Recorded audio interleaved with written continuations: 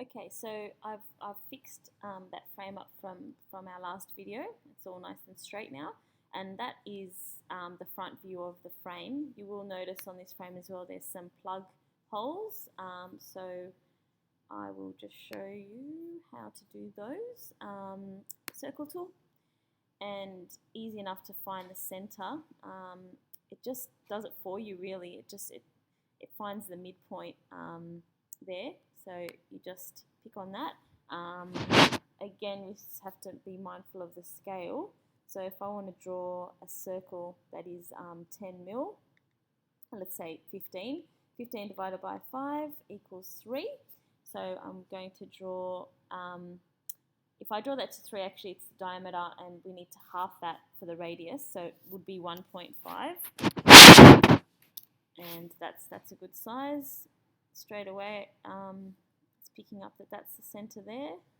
So we can run, see how it's saying midpoint, and then you move in perfectly in the center there, 1.5.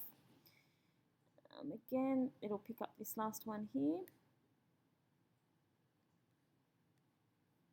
Sorry, that's the midpoint there, 1.5. And see how it's picking up the other side, which is good. There's our center. I don't think that that's the center there.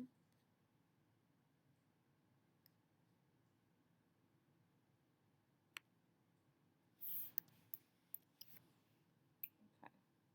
Alright, so they're looking quite good, and that's what it would look like from the front.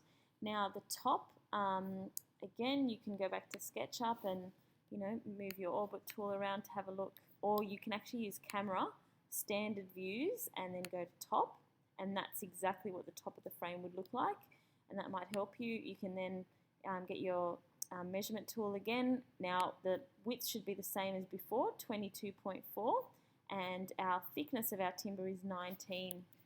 So going back to layout, you'll see in a minute why this is so easy. Rectangle tool, it's picking up directly from here. Okay, so we're getting our width there, and here.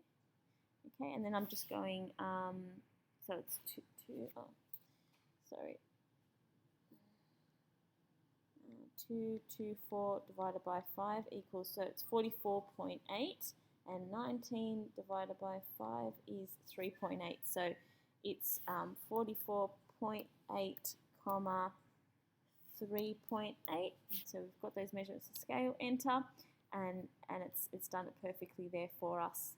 Okay, and our side would look like, you can go, I guess, left or right. Beautiful.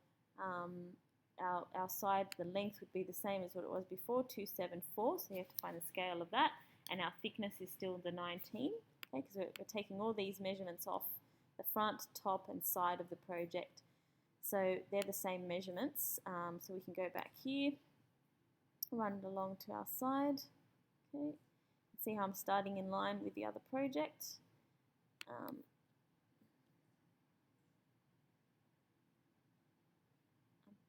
pretty sure that snapped it there, but I'm just going to do the same thing we did before. 274 divided by 5 equals 54.8, comma, and 3.8 for the 19. Oops, that did it the wrong way. I'll do that again.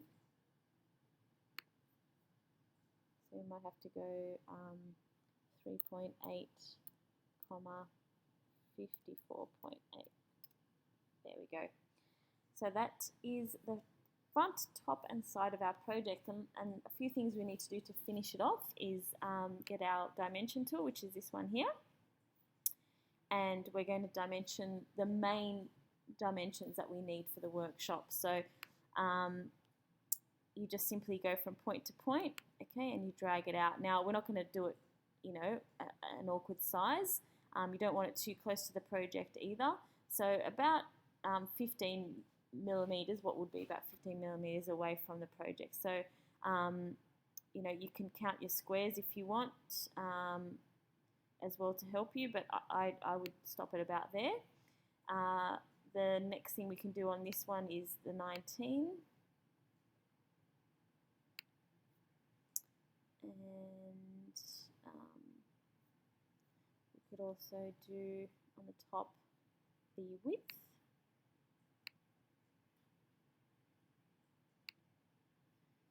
And this 19 would be the same. You can do that measurement again if you want to be really, accurate, and see how I've lined it up with that front view. We can also do the 70 mil for our thickness. Now I can't put it on that line because you're going to get confused with what is what.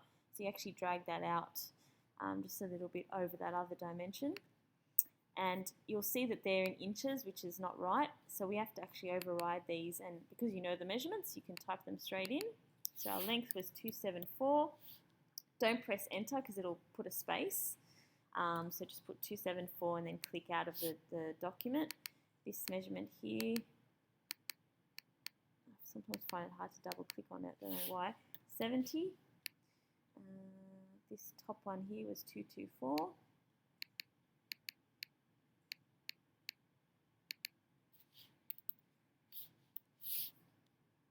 This one here was 19.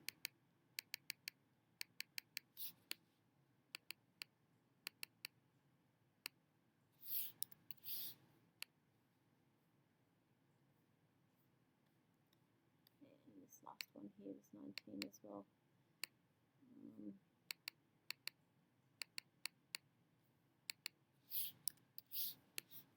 Okay, beautiful.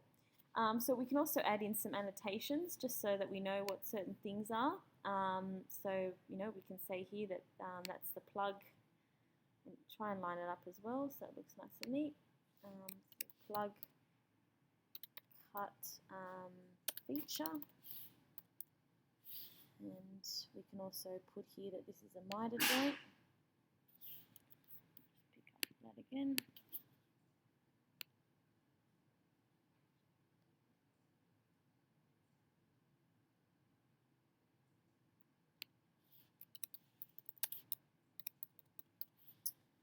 And that's pretty much all the annotations you would need there. You can use this tool here to create, text wherever you want on the page.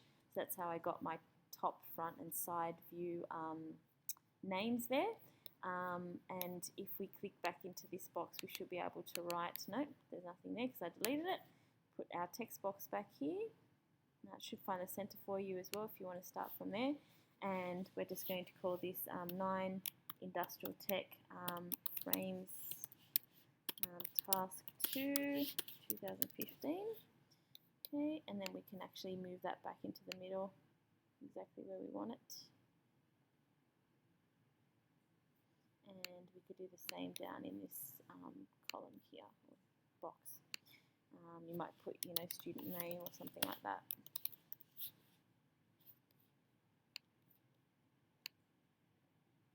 Okay, put your student name up here, and then in this one you could write,